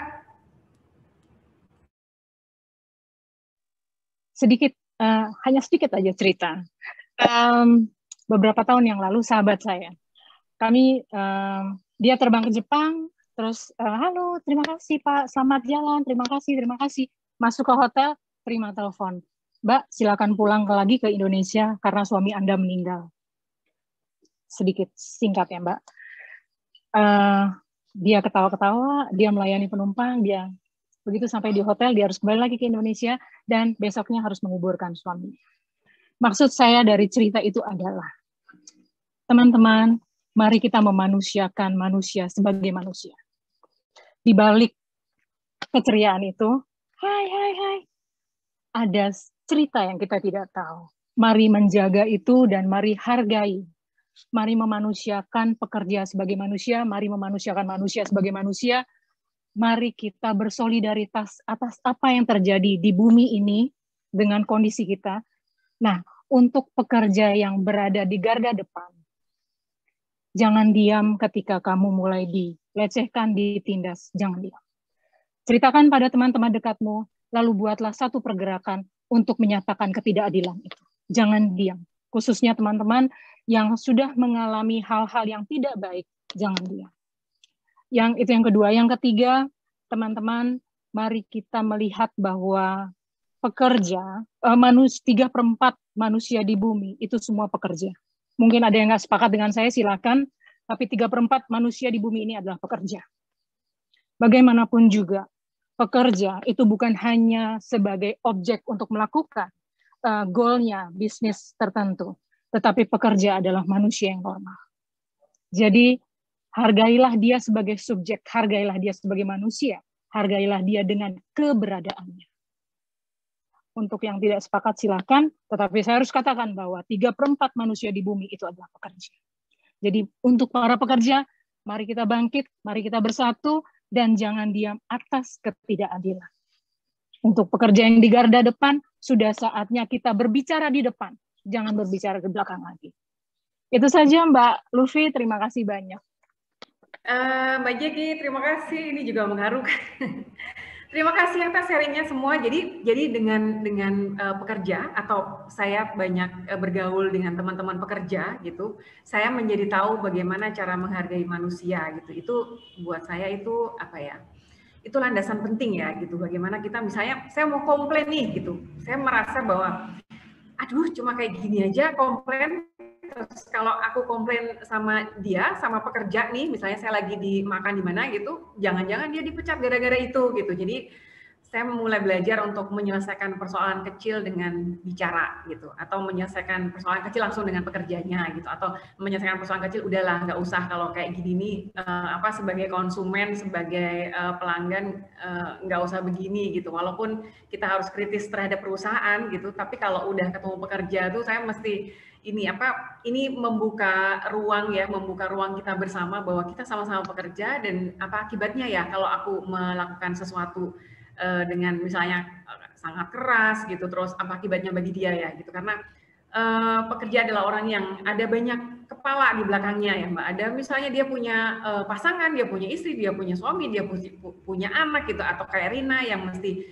memperhitungkan kesehatannya gitu gara-gara dia harus mengambil barang yang berat gitu. Ini mungkin menjadi penutup bagi kita semua untuk diskusi pekerja di bawah bayang-bayang panggung gitu. Jadi kita sudah mengurai sejumlah persoalan gitu, walaupun belum semua. Saya yakin gitu, Rina, Mbak Jeki, Mbak Mian ini pasti punya cerita yang sangat deep gitu, yang sangat dalam dan belum tentu bisa diceritakan karena itu terlalu sakit mungkin dirasakan gitu. Kira-kira gitu ya, Rina, Mbak Jeki, dan Mbak Mian. Terima kasih untuk 1,5 jam lebih untuk ada di sini. Dan aku, kamu, dan kita semua adalah pekerja. Terima kasih. Saya kembalikan ke Osi. Silakan Osi. Ya, terima kasih Mbak Luffy untuk pemaparannya yang sangat luar biasa. Terima kasih juga untuk narasumber, para peserta, panitia, dan penonton YouTube yang sudah setia mengikuti webinar pada sore hari ini. Webinar kali ini sangat luar biasa menarik ya dari masing-masing pemaparan narasumber. Dan tak lupa juga saya mengingatkan untuk Festival Pekerja Hari Gini, aku, kamu, kita semua pekerja. Masih akan berlangsung sampai dengan 1 Mei 2021. Aku, kamu, dan kita semua pekerja. Terima kasih dan sampai